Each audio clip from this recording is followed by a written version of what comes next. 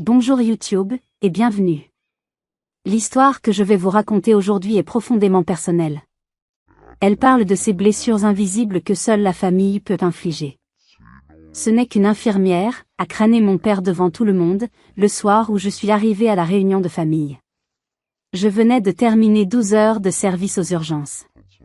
Quelques minutes plus tard, le mari de ma sœur m'a serré la main, puis il s'est figé, le visage blême, en regardant son téléphone. Ce soir-là, le masque de la famille parfaite allait tomber, et leur monde bien ordonné allait voler en éclats. Ils ne savaient pas qui j'étais vraiment. Et ils allaient tous l'apprendre de la manière la plus brutale qui soit.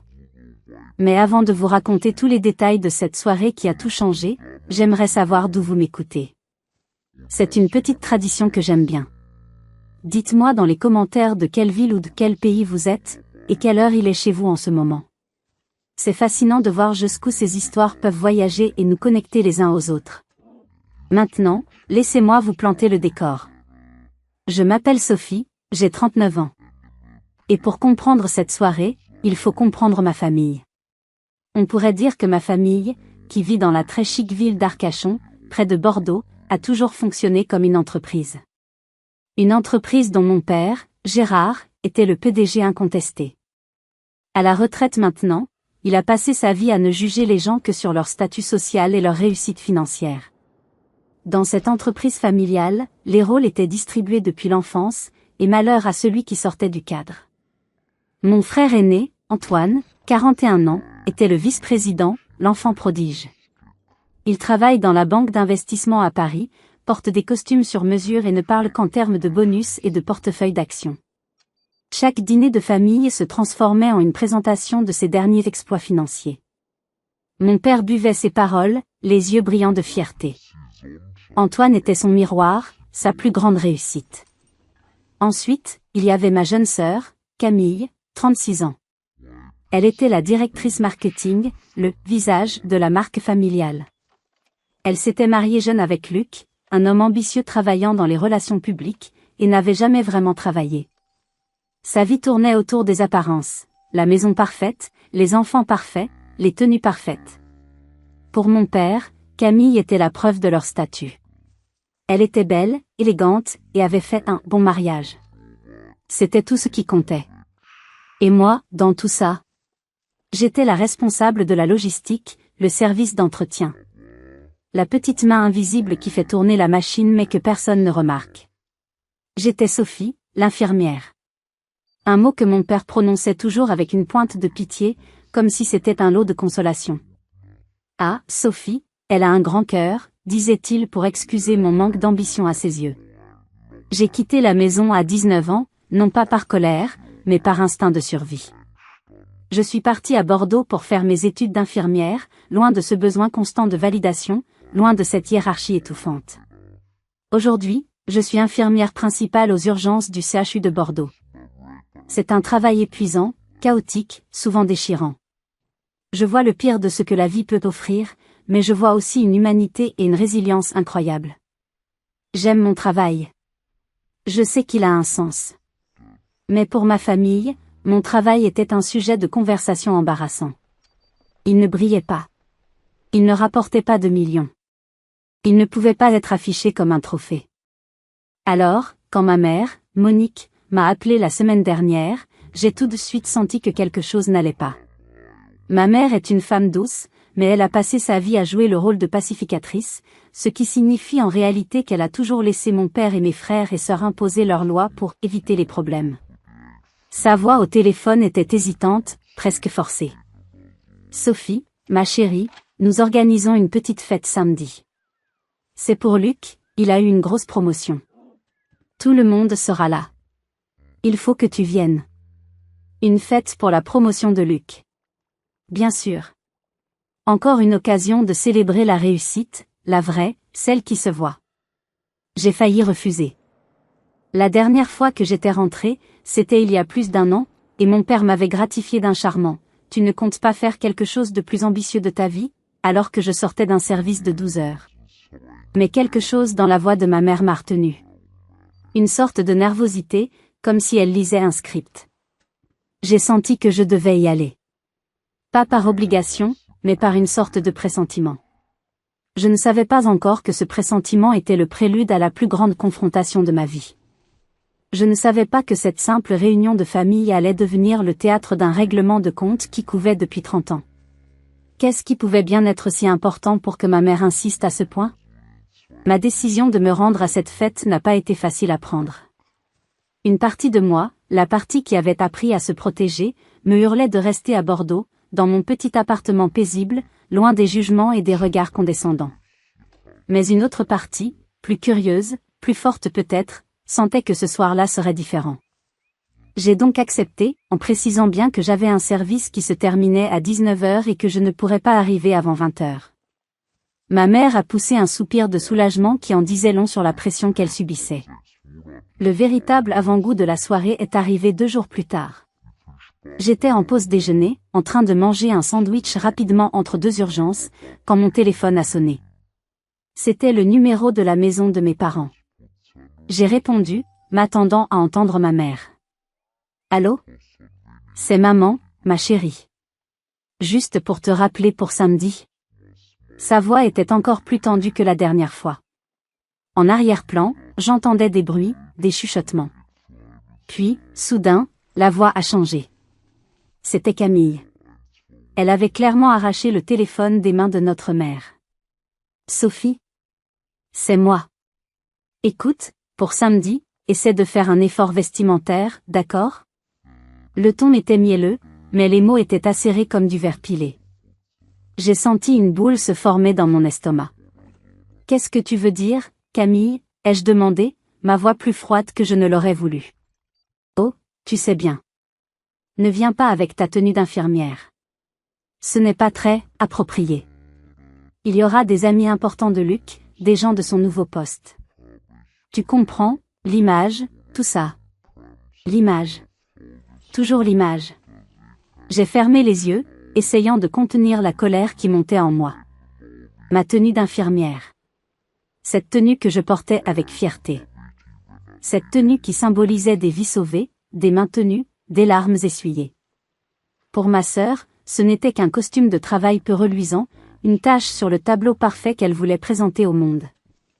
J'ai un service de 12 heures qui se termine juste avant, Camille. Je n'aurai pas le temps de rentrer chez moi pour me changer. Je viendrai comme je suis. Un long soupir théâtral a parcouru le combiné. Fais comme tu veux, Sophie. Mais ne dis pas que je ne t'ai pas prévenu si les gens te regardent bizarrement. Puis elle a raccroché. Brutalement. Je suis restée assise là, mon sandwich à moitié mangé, le téléphone encore serré dans ma main. Ce n'était pas seulement une remarque sur mes vêtements. C'était une attaque contre ce que je suis, contre la vie que j'ai choisie. Elle voulait que j'aie honte. Elle voulait me rappeler ma place dans la hiérarchie familiale, tout en bas. Cet appel aurait dû être le dernier avertissement. Il aurait dû me convaincre de ne pas y aller, de ne pas leur donner la satisfaction de me voir, de me juger. Mais au lieu de ça, il a allumé une nouvelle flamme en moi. Pas de la colère, non. C'était autre chose. Une sorte de détermination froide. J'irai à cette fête. Et je viendrai avec ma tenue de travail. Non pas par provocation, mais parce que c'était mon armure. C'était qui j'étais. Et si ça leur posait un problème, alors le problème venait d'eux, pas de moi. J'ai fini mon service ce samedi-là avec une énergie étrange. Le chaos habituel des urgences, les alarmes, les courses dans les couloirs, tout cela me paraissait plus simple, plus honnête que le champ de mine émotionnel qui m'attendait à Arcachon. En quittant l'hôpital, j'ai juste pris le temps de passer au vestiaire pour enfiler un pantalon et un haut propre, mais toujours mon uniforme de service. J'ai attaché mes cheveux en un chignon strict, comme toujours. J'ai regardé mon reflet dans le miroir. J'ai vu une femme de 39 ans, fatiguée, avec des cernes sous les yeux, mais droite. Je n'étais pas la vedette de la famille. Je n'étais pas la plus belle. Mais je savais ce que je valais. En conduisant vers la maison de mon enfance, une question tournait en boucle dans ma tête. Pourquoi est-ce que je m'infligeais ça? Pourquoi est-ce que, malgré tout, une petite partie de moi espérait encore qu'un jour, il me voie? Pas l'infirmière. Pas la serviable. Juste Sophie. Je ne savais pas que la réponse à cette question allait m'exploser au visage de la manière la plus inattendue qui soit. Comment peut-on être si aveugle à la valeur de son propre enfant? La maison de mes parents à Arcachon était exactement comme dans mes souvenirs, grande, impeccable, et froide. Les lumières brillaient de mille feux, la musique de salon flottait dans l'air, et les rires forcés résonnaient depuis le salon. En poussant la porte d'entrée, j'ai eu l'impression de reculer de 20 ans, redevenant cette adolescente invisible qui essayait de ne pas faire de vagues. J'étais arrivée avec 30 minutes de retard, comme prévu. La fête battait son plein. Le salon était bondé. J'ai reconnu quelques oncles et tantes, des cousins éloignés, mais aussi beaucoup de visages inconnus, sans doute les fameux « amis importants » de Luc. Personne n'a vraiment remarqué mon arrivée, à l'exception de ma mère qui m'a fait un petit signe de la main depuis la cuisine, l'air soulagé et inquiet à la fois.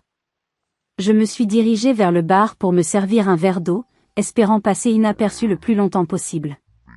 C'est alors que la voix de mon père a retenti, forte et claire, traversant le brouhaha de la pièce. Il se tenait au centre d'un petit groupe d'hommes en costume, un verre de vin rouge à la main. Il m'a vu. Son regard a balayé ma tenue de haut en bas, un pli de dédain au coin de ses lèvres.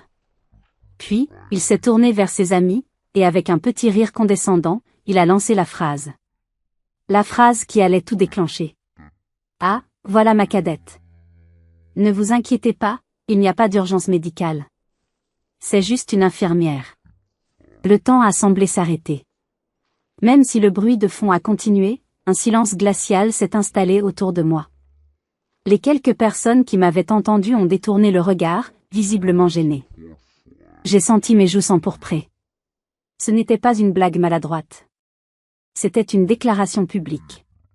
Une façon de me définir, de me rabaisser, de me mettre dans une case pour que tout le monde sache bien où était ma place. Juste, une infirmière. Ce petit mot, juste, était une gifle.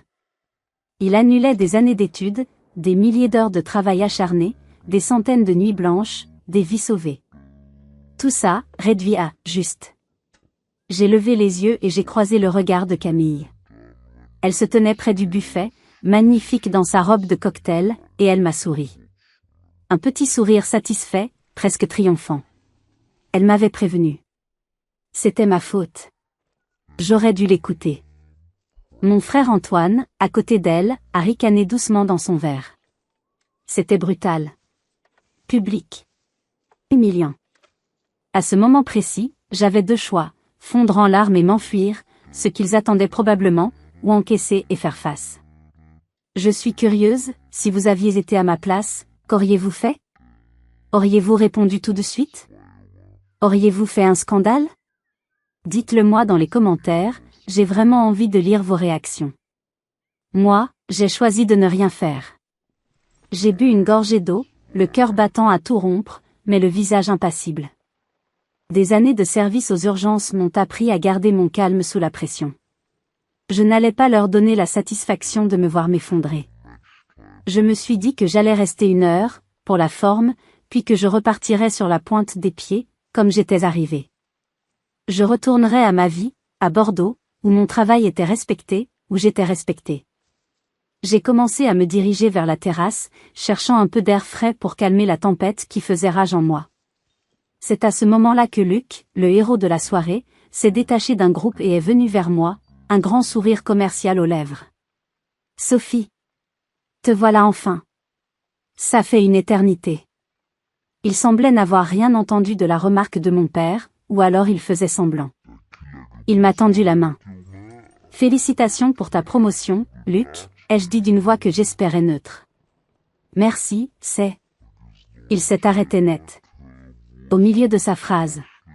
Sa main serrait toujours la mienne, mais son regard s'était figé sur ma poitrine. Sur le badge d'identification de l'hôpital que j'avais oublié d'enlever, clipsé sur le col de ma blouse. Son sourire a disparu. Lentement, il a relevé les yeux de mon badge vers mon visage, puis de nouveau vers le badge. Une lueur de confusion, puis d'incrédulité, a traversé son regard. Il a lâché ma main comme si elle le brûlait. Qu'est-ce qu'il pouvait bien y avoir d'écrit sur ce simple badge pour provoquer une telle réaction? Le silence entre Luc et moi était devenu épais, palpable. Il me fixait, les yeux écarquillés, la bouche légèrement entr'ouverte. Autour de nous, la fête continuait, mais notre petite bulle de réalité semblait s'être déformée. « Ça va, Luc ?» ai-je demandé, sincèrement confuse par sa réaction. Il n'a pas répondu. Il a fait un pas en arrière, comme s'il avait besoin de prendre de la distance pour mieux me voir. Puis, d'un geste fébrile, il a sorti son smartphone de sa poche. Ses doigts glissaient sur l'écran, tapant quelque chose rapidement. Le reste de la pièce a commencé à remarquer que quelque chose d'inhabituel se passait. Le rire de mon père s'est éteint. Camille a froncé les sourcils en direction de son mari. Luc a levé les yeux de son téléphone, et son visage a perdu toute couleur. Il était blanc comme un linge. « Attendez » a-t-il murmuré, sa voix à peine audible. Le badge. Il est écrit « Sophie Martin, infirmière principale, urgence CHU Bordeaux ?» J'ai hoché la tête, toujours sans comprendre. « Oui, c'est mon poste. » « Pourquoi ?» Il a secoué la tête, comme pour chasser une idée folle. Il a de nouveau regardé son écran, puis moi. « Vous êtes cette Sophie Martin ?» Le « cette » était prononcé avec une telle emphase, une telle incrédulité, que même moi, j'ai commencé à douter de ma propre identité. La curiosité a finalement pris le dessus sur l'agacement de Camille. Elle s'est approchée de nous, son verre de champagne à la main. « Chérie, qu'est-ce qui se passe ? Tu agis bizarrement. » « C'est Sophie, ma sœur. Tu la connais. » Luc ne l'a pas regardée. Il ne pouvait pas détacher ses yeux de moi. « Non, » a-t-il dit lentement, je crois que je ne la connaissais pas du tout. Puis, il a fait quelque chose qui a capté l'attention de toute la pièce. Il a tourné son téléphone vers Camille, puis vers mon père qui s'était rapproché, l'air irrité. Sur l'écran, il y avait la photo d'un article de presse du grand journal régional, Sud-Ouest. La photo était un peu floue, prise dans le feu de l'action. On y voyait une femme en tenue de bloc, avec un masque et une charlotte, debout près d'un brancard. Cette femme, c'était moi. Le titre de l'article barrait l'écran en grosses lettres, « Accident de la 63, l'infirmière en chef du CHU de Bordeaux sauve 6 vies grâce à une décision courageuse. » Un silence de mort est tombé sur le salon. On aurait pu entendre une mouche voler. Je me souvenais de cet article. Il datait d'il y a 2 semaines. Il relatait une nuit d'horreur, un carambolage monstre sur l'autoroute A63 entre Bordeaux et Bayonne. Une nuit où les urgences avaient été submergées par un afflux de blessés graves. Une nuit où j'avais dû prendre, seule, une décision radicale pour éviter que tout le service ne s'effondre. Je n'en avais parlé à personne dans ma famille. Pourquoi l'aurais-je fait ? Il ne s'était jamais intéressé aux détails de mon travail, sauf pour le dénigrer. La voix de Luc a brisé le silence. Elle était remplie d'un respect, d'une admiration que je n'avais jamais entendue chez aucun membre de ma famille. Cet article, il a été partagé dans toute ma boîte. Le PDG l'a envoyé à tout le monde. Il a fait une pause, son regard allant de moi à mon père. Le neveu du préfet de la région Nouvelle-Aquitaine était dans l'un des véhicules. Un de nos plus gros clients. Il a failli y passer. Il a pointé son doigt tremblant vers l'écran. Les médecins ont dit que si les urgences n'avaient pas été réorganisées en un temps record, il serait mort. L'article dit que c'est l'infirmière principale de garde cette nuit-là qui a tout coordonné. Il m'a regardé à nouveau, comme s'il me voyait pour la première fois. C'était vous. C'est vous qui avez pris la décision de dérouter les ambulances moins graves vers une autre aile de l'hôpital pour libérer tout le plateau technique pour les polytraumatisés. C'est ça ? J'ai simplement hoché la tête. C'est mon travail, Luc. Votre travail, a-t-il répété, presque abasourdi. Sophie, le préfet en personne organise une cérémonie à l'hôpital la semaine prochaine pour honorer l'équipe. Il vous cherche. Il vous appelle l'héroïne de la 63. Le mot « héroïne » a résonné dans le salon silencieux comme un coup de tonnerre. J'ai vu la mâchoire de mon père se contracter. Le sourire de Camille s'était effacé, remplacé par une expression de pure stupéfaction. Antoine avait posé son verre, l'air complètement déconcerté. Le masque venait de tomber. Leur « juste une infirmière » était soudainement devenue une héroïne aux yeux du monde extérieur. Et il ne savait absolument pas comment réagir. Leur silence était-il dû au choc, ou à l'humiliation de s'être trompée à ce point? Le choc initial passé, la première à réagir fut Camille. Et sa réaction n'était pas celle que l'on pourrait attendre d'une sœur. Il n'y avait ni fierté, ni joie. Il y avait de l'agacement. De la jalousie. Elle a arraché le téléphone des mains de Luc. Arrête ton cinéma, Luc. C'est juste un article de journal. Tu sais comment sont les journalistes, ils adorent en faire des tonnes. Elle m'a jeté un regard noir. Elle est infirmière depuis toujours. Ce n'est pas comme si elle avait découvert un vaccin. Chaque mot était une tentative désespérée de minimiser ce qui venait de se passer, de me remettre à ma place, dans la petite boîte où elle m'avait toujours enfermée. Antoine a immédiatement renchéri, retrouvant sa suffisance habituelle. Il a fait un pas en avant, un sourire narquois aux lèvres. Camille a raison. Sans vouloir t'offenser, Sophie, mais il ne faut pas tout mélanger. Tu faisais partie d'une équipe, non? Tu n'as pas sauvé ces gens toute seule avec tes petites mains. Le mépris dans sa voix était palpable. Pour eux, j'étais et je resterai toujours la petite sœur insignifiante. Peu importait ce que disait un article de journal ou même un préfet. Leur perception de moi était gravée dans le marbre. Pendant des années, j'aurais baissé la tête. J'aurais murmuré un « oui, bien sûr », et je me serais effacée. Mais pas ce soir. Ce soir, la remarque de mon père, suivie du déni haineux de ma sœur et de mon frère, avait brisé quelque chose en moi. La digue de ma patience venait de céder. J'ai regardé Antoine droit dans les yeux. Ma voix est sortie, calme, posée, mais tranchante comme une lame de scalpel. Non, Antoine. Je n'ai pas opéré les gens moi-même. Mais j'ai pris une décision que personne d'autre n'osait prendre. Cette nuit-là, nous avions 3 salles de déchocage et 6 blessés en urgence absolue qui arrivaient en même temps.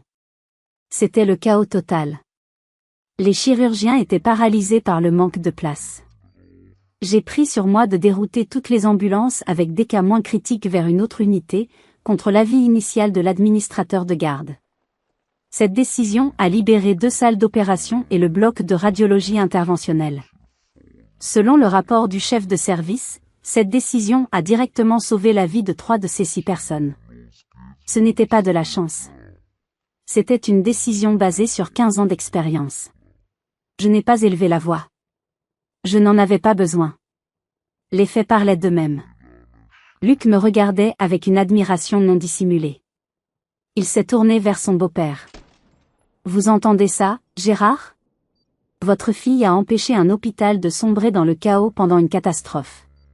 Ce n'est pas un article de complaisance. C'est un acte de bravoure. » Mon père a finalement parlé. Il a croisé les bras, adoptant l'air exaspéré qu'il prenait toujours quand on le contredisait. « C'est bien, c'est bien. Mais je trouve que tout cela est un peu dramatique. On ne va pas lui décerner le prix Nobel. Elle a fait son travail. C'est une infirmière. Elle a choisi cette voie. Tu agis comme si elle dirigeait une entreprise du CAC 40. La piqûre. Toujours la même.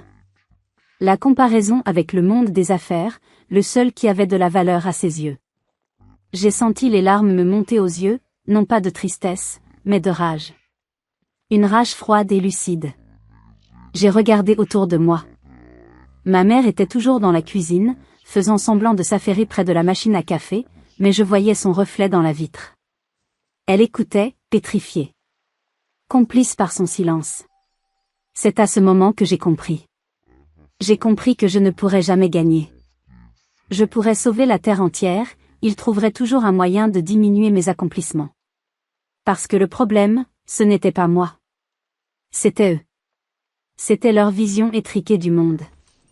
Tu sais, papa, ai-je commencé, ma voix tremblant à peine, pendant des années, j'ai cru que si je travaillais assez dur, si je faisais quelque chose d'assez exceptionnel, tu finirais par être fier. Je vois ce soir que je me suis trompée. Oh, ça y est, a ricané Camille. Sainte Sophie la martyre fait son apparition. Cette remarque était celle de trop. C'était le moment de vérité. Le moment où j'allais devoir choisir entre continuer à subir ou tracer une ligne définitive dans le sable. Allais-je enfin oser leur dire ce que je gardais sur le cœur depuis toutes ces années? Le ricanement de Camille a agi comme un détonateur. Toute la fatigue, toute la frustration, toutes les années d'humiliation silencieuse ont fusionné en une seule pensée claire et nette, ça suffit. Je me suis tournée vers elle, et pour la première fois, je ne voyais plus ma petite sœur, mais une étrangère. Une martyre, Camille? Vraiment? Est-ce qu'une martyre est quelqu'un qui passe des nuits de Noël à tenir la main d'un vieil homme qui meurt seul parce que sa famille est trop occupée à faire la fête? Est-ce que c'est quelqu'un qui annonce à une mère que son fils ne rentrera pas à la maison? Est-ce que c'est ça, ton idée d'une martyre? Elle a reculé d'un pas, surprise par la dureté de ma voix. Je me suis ensuite tournée vers mon père. Tu parles du CAC 40 comme si c'était le Saint Graal. Sais-tu combien de PDG du CAC 40 j'ai vu s'effondrer en larmes dans mes couloirs parce que tout leur argent ne pouvait pas acheter la santé d'un être cher? Ta vision de la réussite est si limitée, si pauvre. Tu passes à côté de l'essentiel. Mon père a ouvert la bouche pour protester, mais j'ai levé la main. Non. Laisse-moi finir. Pour une fois, tu vas écouter. Un silence stupéfait s'est emparé de la pièce. Jamais, au grand jamais, je ne m'étais adressée à lui de cette façon. Pendant des années, j'ai eu honte. Pas de mon métier. J'ai toujours su qu'il était important. J'avais honte à cause de vous. À chaque dîner, quand on me demandait ce que je faisais, je voyais ton regard, papa. Le petit soupir, le sourire en coin. Juste une infirmière. Tu l'as dit quand j'ai été acceptée à l'école. Tu l'as dit quand j'ai eu mon diplôme. Tu l'as dit ce soir. C'est devenu la bande-son de ma vie. Je ne déforme pas mes mots, a-t-il finalement articulé, visiblement déstabilisé. Je n'ai jamais dit que tu ne faisais pas de ton mieux. Tu n'as jamais eu besoin de le dire, ai-je rétorqué, ma voix montant d'un cran. Tes silences, tes soupirs, tes comparaisons constantes avec Antoine, tout était clair. Si ça ne brille pas, si ça ne peut pas être résumé par une vantardise lors d'un cocktail, ça n'a aucune valeur. Antoine s'est éclairci la gorge. Bon, ça va, on a compris. Ça tourne au procès. Un procès, ai-je dit en me tournant vers lui. Tu veux parler de procès, Antoine? Parlons-en. Parlons de toutes les fois où tu t'es moqué de moi parce que je ratais un événement familial à cause d'un service de nuit. Tu te souviens de ta blague sur le fait que nettoyer le sang sur mes chaussures ne devait pas valoir le gratin manqué? Ou pendant la pandémie, quand tu as dit que j'étais dramatique et que les infirmières ne faisaient que leur travail? Il a détourné le regard, mal à l'aise. J'ai pris une profonde inspiration. Alors oui, je suis restée silencieuse pendant des années. Mais pas parce que je n'avais rien à dire. Je suis restée silencieuse parce que je pensais que peut-être, un jour, je ferais quelque chose de si irréfutablement bien que vous me verriez enfin. Mais j'avais tort. Ce n'est pas une question de ce que je fais. C'est une question de ce que vous êtes. C'est à ce moment que j'ai pris une décision. Une décision que j'aurais dû prendre il y a des années. J'ai ouvert mon sac à main. À l'intérieur, il y avait 2 enveloppes. J'en ai sorti une. Je l'ai tendue en direction de Camille. Sa fille, Manon, m'avait confié l'année dernière qu'elle rêvait de devenir puéricultrice. Touchée, j'avais passé des semaines à lui organiser un stage d'observation d'1 semaine dans le service de néonatologie de l'hôpital, avec une de mes meilleures collègues. J'avais même prévu de couvrir tous ses frais de transport et de logement à Bordeaux. L'enveloppe contenait tous les détails. Ça, Camille, c'était pour Manon. Elle a froncé les sourcils, ne comprenant pas. J'ai lentement, délibérément, déchiré l'enveloppe en 2, puis en 4. J'ai laissé les morceaux de papier tomber sur la table basse. C'était. Ce n'est plus. Le bruit du papier déchiré a été plus assourdissant que n'importe quel cri. Que allais-je faire de la 2e enveloppe? Le visage de Camille s'est décomposé. La colère a laissé place à une incrédulité totale. Mais, pourquoi? C'était son rêve. Tu n'as pas le droit, a-t-elle balbutié. Le droit, ai-je répété, un calme glacial s'emparant de moi. Parlons de droit, Camille.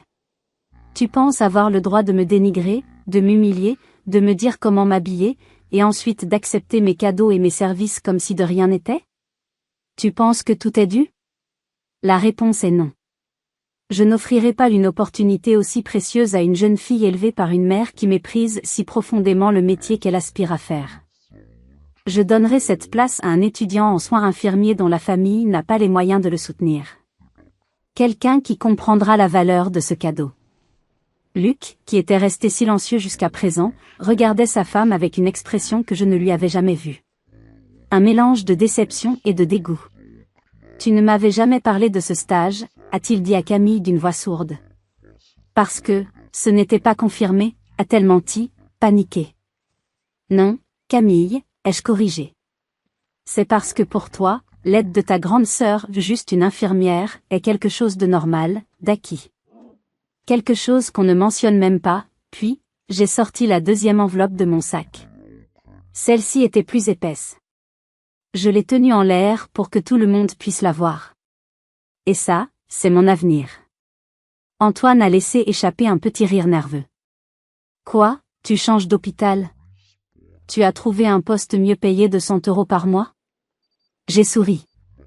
Un vrai sourire, pour la première fois de la soirée. Pas exactement. Suite à l'article, j'ai été contactée par l'Agence régionale de santé. Cette enveloppe contient une lettre d'offre pour un poste de consultante en stratégie et organisation des soins d'urgence. C'est un contrat de 2 ans. Je vais être chargée d'auditer et d'optimiser les services d'urgence de 5 hôpitaux de la région. Je vais former les nouvelles équipes au leadership en situation de crise. J'ai marqué une pause, savourant le silence total qui régnait dans la pièce. Et pour répondre à ta question, Antoine, le salaire de base, sans compter les primes, est supérieur à ce que tu as gagné pendant tes 5 premières années dans la finance. Le visage de mon frère a blêmi.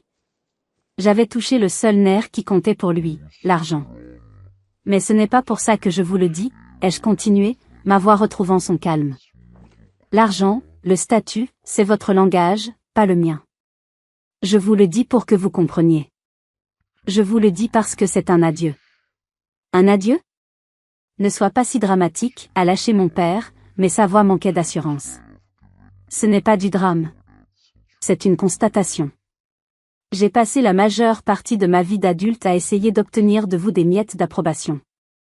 J'ai couru après une reconnaissance qui n'est jamais venue et qui ne viendra jamais. Ce soir, j'ai compris pourquoi. Vous ne pouvez pas me donner quelque chose que vous n'avez pas en vous, le respect pour ce qui est différent de vous. Je me suis tournée vers ma mère, qui pleurait silencieusement dans son coin. Et toi, maman? Chaque fois que je rentrais à la maison en larmes à cause d'une de leurs remarques, tu me disais de laisser tomber. Tu disais ne fais pas de vagues. Tu appelais ça maintenir la paix. Mais ce n'était pas la paix. C'était la lâcheté.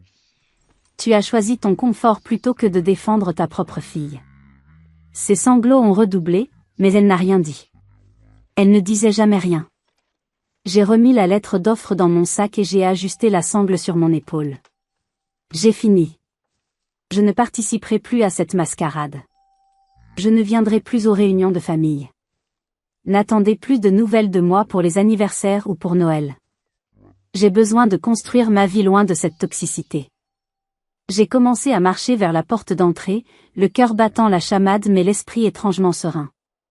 J'avais tout dit. Il n'y avait plus rien à ajouter. Alors que ma main se posait sur la poignée de la porte, une dernière voix s'est élevée. Mais ce n'était pas celle que j'attendais. La voix qui a brisé le silence n'était ni celle de mon père, ni celle de mon frère. C'était celle de Luc. Il a fait un pas en avant, se plaçant entre moi et le reste de la famille. Il ne me regardait pas. Il regardait sa femme, Camille. Sa voix était basse, mais chargée d'une intensité nouvelle, une intensité que je ne lui avais jamais connue. Camille. Regarde-moi. Elle a levé les yeux vers lui, l'air perdu. Depuis combien de temps, a-t-il demandé.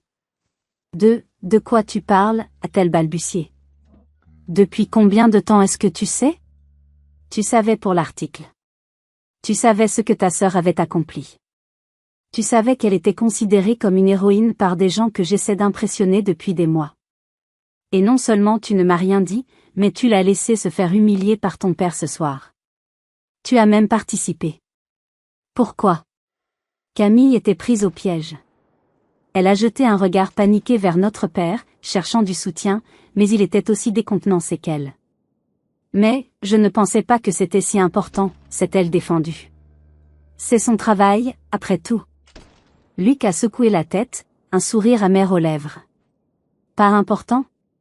Camille, j'ai passé les 2 dernières semaines à essayer d'obtenir un rendez-vous avec le chef de cabinet du préfet. J'ai fait des pieds et des mains. Et pendant tout ce temps, ma propre belle-sœur était la personne dont tout son cabinet parlait. Tu te rends compte de la situation? Tu te rends compte de ce que ton silence et ton mépris disent de toi? Il a fait une pause, son regard balayant la pièce. J'ai toujours su que votre famille avait une dynamique particulière. Je mettais ça sur le compte de la compétition fraternelle, des vieilles habitudes. Mais ce soir, je vois que c'est bien plus que ça. C'est de la cruauté. Une cruauté sournoise, déguisée en blague et en soupir exaspéré. Il s'est tourné vers mon père. Et vous, Gérard? Vous êtes tellement obsédé par l'image, par le statut, que vous n'avez même pas vu le trésor que vous aviez sous les yeux. Vous parlez du CAC 40, mais votre fille a plus de courage, d'intégrité et de leadership dans son petit doigt que tous vos amis PDG réunis. Mon père est devenu pourpre. Je te demande pardon? Tu es dans ma maison, jeune homme. Et je suis sur le point d'en partir, a rétorqué Luc calmement. Il s'est de nouveau tourné vers Camille. Son visage était grave. J'ai besoin de temps, Camille. J'ai besoin de réfléchir. À nous. À la personne que tu es devenue. Ou peut-être la personne que tu as toujours été et que je n'ai pas voulu voir. Le visage de Camille est devenu blanc. Quoi? Mais, c'est la soirée de ta promotion. On doit fêter ça. Fêter quoi? A-t-il dit, sa voix se brisant presque. Le fait que je suis mariée à quelqu'un qui est incapable de se réjouir du succès de sa propre sœur? Le fait que j'ai participé, par mon silence, à cette mascarade pendant des années? Non. Il n'y a rien à fêter ce soir. Sans un mot de plus, il a attrapé sa veste sur le dossier d'une chaise et s'est dirigé vers la porte, passant à côté de moi. Il s'est arrêté un instant, a posé une main sur mon épaule et a murmuré « Je suis sincèrement désolé, Sophie. Et félicitations. Vous le méritez. » Puis, il est sorti. La porte s'est refermée derrière lui dans un claquement sec qui a résonné dans le silence de mort du salon. Je suis restée là, figée, la main toujours sur la poignée. Je n'avais pas prévu ça. Je n'avais jamais imaginé que mon départ provoquerait une telle implosion. Camille s'est effondrée en larmes sur le canapé. Ma mère s'est précipitée vers elle. Antoine a disparu dans le couloir, fuyant comme à son habitude. Mon père, lui, était toujours debout, immobile. Il me fixait. Dans ses yeux, je n'ai vu ni regret, ni remords. Juste une colère froide. « Tu es contente de toi ?» a-t-il sifflé entre ses dents. « Tu as tout gâché. » J'ai secoué la tête. « Non, papa. Je n'ai rien gâché. J'ai juste arrêté de jouer votre jeu, et sur ces mots, j'ai ouvert la porte et je suis partie. Pour de bon. La guerre était-elle enfin terminée, ou n'était-ce que le début d'autre chose? En quittant la maison de mes parents ce soir-là, je m'attendais à ressentir un tourbillon d'émotions, de la tristesse, de la colère, peut-être même du regret.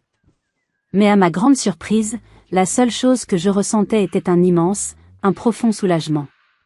C'était comme si j'avais porté un sac à dos rempli de pierres pendant 30 ans et que je venais enfin de le déposer.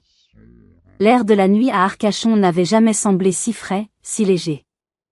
Le trajet de retour vers Bordeaux s'est fait en silence. Pas de musique, juste le bruit du moteur et le défilement des lumières sur l'autoroute. J'ai repassé la soirée dans ma tête, chaque mot, chaque regard. Pour la première fois, je ne me sentais pas comme une victime. Je me sentais comme quelqu'un qui avait repris le contrôle de son propre récit. Les jours qui ont suivi ont été étranges, marqués par les échos de l'explosion que j'avais laissée derrière moi. Le premier à se manifester fut Luc. Il m'a envoyé un SMS le lendemain matin. C'était court, mais sincère. Sophie, encore une fois, pardon. J'ai ouvert les yeux sur beaucoup de choses hier soir. Je te souhaite le meilleur pour ton nouveau poste. Tu es une personne remarquable. Je l'ai remercié poliment, mais je n'ai pas cherché à en savoir plus. Leurs problèmes de couple ne me concernaient pas. J'ai appris plus tard, par un cousin, qu'il avait pris un appartement temporaire à Bordeaux et qu'il avait entamé une thérapie de couple avec Camille. Je ne sais pas ce qu'il en adviendra, et honnêtement, ça m'est égal. La deuxième manifestation est venue de Camille, une semaine plus tard. Un seul message, dégoulinant de reproches et d'apitoiements sur son sort. À cause de toi, mon mariage est en danger. Tu as toujours été jalouse de moi et tu as enfin réussi à tout détruire. J'espère que tu es fière de toi. J'ai lu le message, et je n'ai rien ressenti. Pas de colère, pas de culpabilité. Juste de la pitié. Elle était tellement incapable de se remettre en question qu'il lui fallait absolument un coupable. J'ai effacé le message sans y répondre. Antoine, sans surprise, est resté silencieux. Pas un appel, pas un message. Dans son monde, les problèmes qui ne peuvent être résolus par un virement bancaire n'existent tout simplement pas. M'ignorer était sa façon de nier mon existence, et par extension, sa propre attitude méprisable. La tentative la plus pathétique est venue de ma mère. Elle a laissé un long message vocal sur mon répondeur, sa voix brisée par les sanglots. Sophie, ma chérie, s'il te plaît, rappelle-moi. La famille se déchire. Ton père ne décolère pas, Camille est inconsolable. Il faut que tu arranges les choses. Les choses étaient si simples avant. Tu me manques. Les choses étaient simples avant. Cette phrase m'a frappée. Simple pour qui? Pour elle, oui. Simple parce que je supportais tout en silence. Simple parce que je ne faisais pas de vagues. Son appel à arranger les choses n'était pas un appel à la réconciliation. C'était une demande pour que je reprenne mon rôle de paratonnerre familial, pour que tout redevienne normal. J'ai sauvegardé le message, comme une preuve, puis je l'ai effacé de ma boîte de réception. Je ne l'ai jamais rappelé. Pendant ce temps, ma nouvelle vie commençait. J'ai démissionné de mon poste au CHU, non sans un pincement au cœur, et j'ai pris mes nouvelles fonctions à l'ARS. Le travail était passionnant, stimulant. Je n'étais plus dans le feu de l'action, mais je travaillais en amont, pour que l'action soit plus efficace. Je rencontrais des directeurs d'hôpitaux, des chefs de service, des politiciens. Et pour la première fois, on m'écoutait. Mon expérience sur le terrain avait une valeur inestimable pour eux. On ne me demandait pas mon avis, on le sollicitait. On me respectait. J'ai trouvé une nouvelle famille. Une famille professionnelle, basée sur la compétence et le respect mutuel. Mes nouveaux collègues sont devenus mes amis. Nous partageons la même passion, la même volonté d'améliorer le système de santé. Un soir, après une longue journée de travail, je suis allé boire un verre avec une jeune recrue que je formais. Elle m'a regardé avec des yeux admiratifs et m'a dit, « Sophie, j'espère qu'un jour, j'aurai votre assurance et votre expertise. » Ce simple compliment, sincère et spontané, a eu plus de valeur pour moi que toutes les années passées à mendier l'approbation de ma famille. Avais-je vraiment besoin d'une dernière preuve que j'avais pris la bonne décision? L'univers allait bientôt me l'apporter. Plusieurs mois ont passé. Ma vie avait trouvé un nouvel équilibre, une nouvelle sérénité. Mon travail m'épanouissait pleinement. J'avais été invitée à prendre la parole lors d'une grande conférence nationale sur la gestion des crises sanitaires. J'avais renoué avec de vieux amis que j'avais négligés, trop absorbés par le drame familial permanent. Je me sentais plus légère, plus moi-même que je ne l'avais jamais été. Le contact avec ma famille était rompu. J'avais changé de numéro de téléphone et je n'ouvrais plus les courriers venant d'Arcachon. C'était une coupure nette, chirurgicale. C'était la seule façon de guérir. La confirmation finale, la preuve irréfutable que ma décision était la bonne, est venue d'une source inattendue, un cousin éloigné que j'ai croisé par hasard dans un train entre Bordeaux et Paris. C'est un homme gentil, qui a toujours été en marge de la branche principale et arrogante de la famille. Après les salutations d'usage, il m'a regardé avec un air un peu gêné. J'ai entendu parler de ce qui s'est passé, à la fête de Luc, a-t-il commencé. Et de ton nouveau travail. C'est formidable, Sophie. Vraiment. Merci, Marc, ai-je répondu, un peu sur la réserve. Écoute, je ne devrais peut-être pas te dire ça, mais je pense que tu dois savoir. J'étais à un gala de charité à Arcachon le mois dernier. Ton père y était. À un moment, un conseiller municipal est venu le voir et l'a félicité pour ta nomination à l'ARS, en disant que la ville était fière de toi. J'ai retenu mon souffle, attendant la suite. Marc a secoué la tête, l'air désolé. Ton père? Gérard, il a eu un petit rire et il a répondu, ah, vous savez, les jeunes. Elle est partie faire de la paperasse administrative. Elle a toujours aimé courir partout, ça l'occupe. J'ai fermé les yeux. Je ne ressentais même plus de douleur. Juste une immense lassitude. Et une certitude absolue. Il ne changerait jamais. Jamais.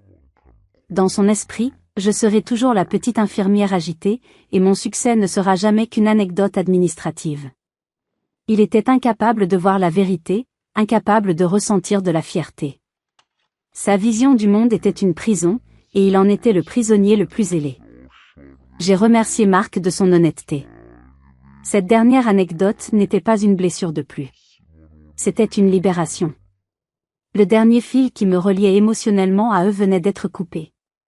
Je suis arrivée à Paris ce jour-là avec un sentiment de paix totale. Ma vengeance, si on peut l'appeler ainsi, n'a pas été ma réussite professionnelle, ni l'implosion de leur soirée parfaite. Ma plus grande vengeance a été mon indifférence. Ma plus grande victoire a été ma paix intérieure. J'ai complètement disparu de leur monde. Ils se sont retrouvés avec ce qu'ils chérissaient le plus, eux-mêmes, leur hiérarchie basée sur l'argent et les apparences, et le vide de leurs relations. Et moi, j'ai avancé. Pas amère, pas en colère. Libre. Aujourd'hui, j'ai une carrière dont je suis fière, des amis qui sont devenus ma véritable famille, et un avenir qui m'appartient entièrement. Je ne regarde plus en arrière. Mon histoire est un rappel que parfois, le plus grand acte d'amour envers soi-même est de savoir partir. C'est reconnaître que l'on ne peut pas forcer les gens à nous voir, mais que l'on peut choisir de s'entourer de ceux qui le font sans effort. Et vous, qui m'avez écouté jusqu'au bout, avez-vous déjà vécu une situation où vous avez dû vous battre pour que votre propre valeur soit reconnue par vos proches? Avez-vous déjà dû prendre la décision difficile de couper les ponts pour vous préserver? Partagez votre histoire ou vos sentiments dans les commentaires ci-dessous. Vos expériences sont précieuses et peuvent aider d'autres personnes qui traversent la même chose. Si cette histoire a résonné en vous, n'hésitez pas à laisser un pouce bleu pour soutenir la chaîne, et abonnez-vous pour ne pas manquer les prochaines. Merci de m'avoir écouté. Prenez soin de vous.